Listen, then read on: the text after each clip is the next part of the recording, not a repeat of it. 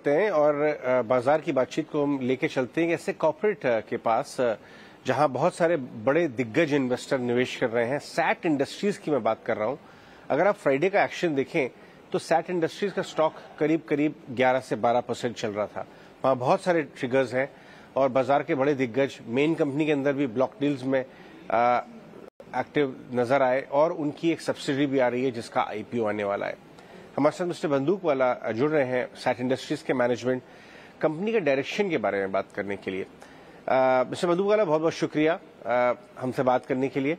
सबसे पहले आप मेन कंपनी जो सैट इंडस्ट्रीज है उसके बारे में बताएं। इस समय आपको कारोबार कैसा चल रहा है, आपका किस तरह का आउटलुक नजर आता है? यहाँ से हम देख रहे हैं कि बाजार के बड़े दिग्गज काफी एक्टिव हो रहे हैं आपकी कंपनी में, तो जरा कंपनी के बारे में और आउटलुक के बारे में शेयर करें। Good morning Ajay ji, good morning ET now स्वदेश के सारे दर्शकों को। सैट इंडस्ट्रीज अभी एक 38 years young diversified business group है। कंपनी का प्रेजेंस 100 कंट्रीज में ज्यादा है एक्सपोर्ट्स के थ्रू, और ओवरसीज ऑफिसेज है यूएई और लंदन में। कंपनी अभी का बिजनेस मैन्युफैक्चरिंग फील्ड में है, स्टेनलेस स्टील प्रोडक्ट्स बनाते हैं और अपनी सब्सिडीज के थ्रू भी मैन्युफैक्चरिंग बिजनेसेस में है। एरोफ्लेक्स इंडस्ट्रीज में फ्लेक्सिबल फ्लो सॉल्यूशंस बनाते हैं और सा पॉलीमर्स में हम बल्क पैकेजिंग प्रोडक्ट्स बनाते हैं। कंपनी का एक डिवीजन स्टार्टअप इन्वेस्टमेंट पे फोकस करता है। कंपनी ने 125 प्लस स्टार्टअप्स का एक बड़ा पोर्टफोलियो बनाया है।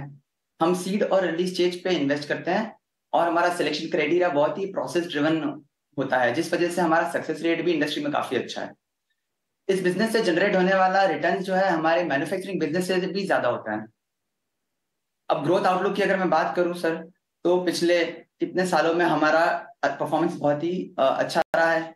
पिछले 5 सालों में कंपनी ने 102 करोड़ के रेवेन्यू से 482 करोड़ का रेवेन्यू जनरेट किया और नेट प्रॉफिट 7 करोड़ से 45 करोड़ तक पहुंचाया। हम आने वाले 5 सालों में भी इससे बेटर ग्रोथ एक्सपेक्ट करते हैं। कंपनी का बिजनेस मॉडल बहुत यूनिक है क्योंकि ये 2 पार्ट्स में ड्राइव होता है। एक तरफ मैन्युफैक्चरिंग बिजनेसेस से कंसिस्टेंट कैश फ्लो जनरेट होता है और दूसरी साइड हम हाई वैल्यू क्रिएटिंग इन्वेस्टमेंट्स करते हैं। कंसिस्टेंट कैश फ्लो बिजनेस को एक अच्छी ग्रोथ देने के साथ साथ नई बाउंड्रीज एक्सप्लोर करने में हेल्प करता है और साइमल्टेनियसली हाई वैल्यू इन्वेस्टमेंट्स हमें कंपनी के शेयर होल्डर्स को अच्छी वेल्थ क्रिएट करके देते हैं। आगे जाते हुए हमारे बिजनेसेस में, चाहे वो स्टेनलेस स्टील का सेक्टर हो, चाहे वो पॉलीमर इंडस्ट्री हो, हम बहुत ही ऑप्टिमिस्टिक है उसको लेके और बिजनेसेस में काफी अभी ग्रोथ की अपॉर्चुनिटी नजर आती है। रूम बहुत है ग्रो करने का क्योंकि हम बहुत ही हाईली स्केलेबल और हाईली प्रॉफिटेबल एरियाज पे फोकस कर रहे हैं। मिस्टर बंदूकवाला, आपकी जो एरोफ्लेक्स करके सब्सिडरी है जिसका आईपीओ आने वाला है, वो उसका क्या स्टेटस है और उसके बारे में बताएं कि वो जो पैसा रेज करेंगे वो कहाँ जाएगा। एरोफ्लेक्स का क्या आउटलुक दिखाई देता है आपको? Aeroflex industries technology driven flexible flow solutions बनाती है। कंपनी का फैक्ट्री तलोजा नवी मुंबई में है और उसका yearly capacity 1 crore 10 lakh metres की है। कंपनी प्रोडक्ट्स स्टील इंडस्ट्री में, ऑयल एंड गैस सेक्टर में, फार्मास्यूटिकल्स, पेपर और केमिकल इंडस्ट्रीज में देती है। पर अब कंपनी का जो फोकस है वो न्यू एज इंडस्ट्रीज की तरफ शिफ्ट हो गया है, जैसे कि जहाँ पे प्रोडक्ट्स यूज आते हैं जैसे ईवी बैटरीज में, एरोस्पेस और सैटेलाइट में, फायर स्प्रिंकलर्स में, रोबोटिक्स में, डिफेंस में, ग्रीन एनर्जी सेक्टर्स में। इन इनोवेटिव सेक्टर्स में कंपनी का फ्यूचर बहुत ही बड़ा दिखता है। कंपनी आज 2 स्टार एक्सपोर्ट हाउस भी है। कंपनी का 80% से ज्यादा रेवेन्यू एक्सपोर्ट्स के थ्रू आता है और 80 कंट्रीज से ज्यादा एक्सपोर्ट करते हैं हम अभी, जिसमें से मेजर मार्केट अमेरिका और यूरोप है। आईपीओ की तरफ अगर मैं बात करूं तो अभी कंपनी ऐसे लेवल पे आ गई, ऐसे स्केल पे, अब नए स्केल पे ले जाने के लिए कंपनी को अब हमें पब्लिक इशू के थ्रू रूट लेना पड़ेगा। आईपीओ का साइज अप्रोक्सीमेटली 350 करोड़ का है, जिसमें से 160 करोड़ हम फ्रेश इशू लाने वाले हैं और बाकी 180 करोड़ ऑफर फॉर सेल के थ्रू सैट इंडस्ट्रीज को मिलेगा। आईपीओ के फंड्स को लोन रिपेमेंट में यूज करेंगे, जिससे कंपनी डेट फ्री हो जाएगी और बचे हुए फंड्स को हम कंपनी के यूजुअल बिजनेस ग्रोथ के लिए यूज करने वाले हैं।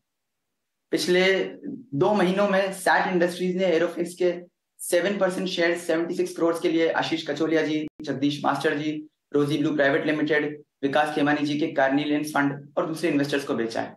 इस आईपीओ में स्पेशली सैट के शेयर होल्डर्स को 10% का रिजर्वेशन का प्रोविजन भी रखा हुआ है। ग्रोथ आउटलुक की अगर मैं बात करूं तो एरोफ्लेक्स की हिस्टोरिक परफॉर्मेंस पिछले 5 सालों में एक्सेप्शनल रही है। कंपनी 5 साल पहले 113 करोड़ का रेवेन्यू करती थी और अब FY23 में उन्होंने 270 करोड़ टच किया। 5 साल पहले नेट प्रॉफिट 6 लाख रुपए का था और अब 30 करोड़ टच हो चुका है। इसमें सैट इंडस्ट्रीज का बहुत ही क्रूशियल रोल रहा है और आगे भी हम इसी लाइन पे ग्रोथ चाहेंगे। अगर मैं कंपनी की यूनिकनेस की बात करूं तो कंपनी की स्ट्रेंथ उसकी R&D और टेक्नोलॉजी स्किल्स में है। कंपनी में in house enable approved laboratory है और इस वैलिडेशन से कस्टमर्स का हमारे प्रोडक्ट्स पर भरोसा भी बहुत बढ़ चुका है। एरोफ्लेक्स की यूनिकनेस उसके एंट्री बैरियर्स में है। एक लंबा और टाइम टेकिंग प्रोसेस है जिसमें सर्टिफिकेशंस, अप्रूवल्स और जरूरी कस्टमाइजेशन रहते हैं। राइट राइट मिस्टर बंदूकवाला, बहुत बहुत शुक्रिया आज हमसे बात करने के लिए और सैट इंडस्ट्रीज और एरोफ्लेक्स का फ्यूचर आउटलुक हमसे शेयर करने के लिए। काफी बड़ी हमने रैली देखी सैट इंडस्ट्रीज में। एक बार कुश से बात कर लेते हैं। कुश, इनके चार्ट सैट इंडस्ट्रीज के समय क्या बताते हैं? अगर आप चार्ट देखें, इसमें आशीष कचोलिया, जगदीश मास्टर इनाम वाले और बहुत सारे लोग एक्टिव नजर आए। प्री IPO में भी इनकी सब्सिडरी में और मेन कंपनी में भी बड़े दिग्गज इन्वेस्टर। लेकिन प्योर चार्ट्स की बात करें तो क्या टारगेट्स बन सकते हैं? अजय देखिए, बहुत ही क्लियर ब्रेकआउट है। अगर मैं लंबे टाइम फ्रेम पे भी देखूं तो बहुत ही क्लियर ब्रेकआउट है। 82 से 84 का एक रेजिस्टेंस जोन था इस स्टॉक का, जो इस पूरे साल में अब तक ये नहीं क्रॉस कर पा रहा था। हमने कुछ दिन पहले इसमें बहुत क्लियर इसमें ब्रेकआउट आते हुए देखा है। सर्ज है, वॉल्यूम बैक सर्ज है। यहाँ पे मोमेंटम जो है ये बिल्कुल जारी रह सकता है। लेकिन यहाँ पे अगर मैं डेली चार्ट्स पे देखूं तो थोड़ा ओवर हीटिंग के करीब चला गया है। So while the overall trend is intact, और मुझे यहाँ से लग रहा है कि जो हम आने वाले कुछ दिनों में 115 से 122 के जो लेवल्स हैं ये टारगेट्स देख सकते हैं। मेरी सजेशन रहेगी कि थोड़ा बाय ऑन डिप्स करें, क्योंकि यहाँ पे ओवर हीटिंग के पास है। ऑलरेडी एक अपमूव हम ऑलरेडी देख चुके हैं। पिछले 5 से 6 सेशन में 80 रुपीज से लेके ऑलमोस्ट 100 तक ये स्टॉक रन अप कर चुका है। तो थोड़ा सा डिप आए तो बिल्कुल बाय करके चलें। यहाँ पे आपके लिए एंट्री पॉइंट्स जो है ये 90 से लेके 93 के बीच में रहेंगे। ओवरऑल सेटअप मैंने कहा पॉजिटिव है। टारगेट 115 और 122 के लेवल्स का लेके चले। स्टॉप लॉस जो है इसको आप लेके चले करीब 83 के लेवल्स के पास।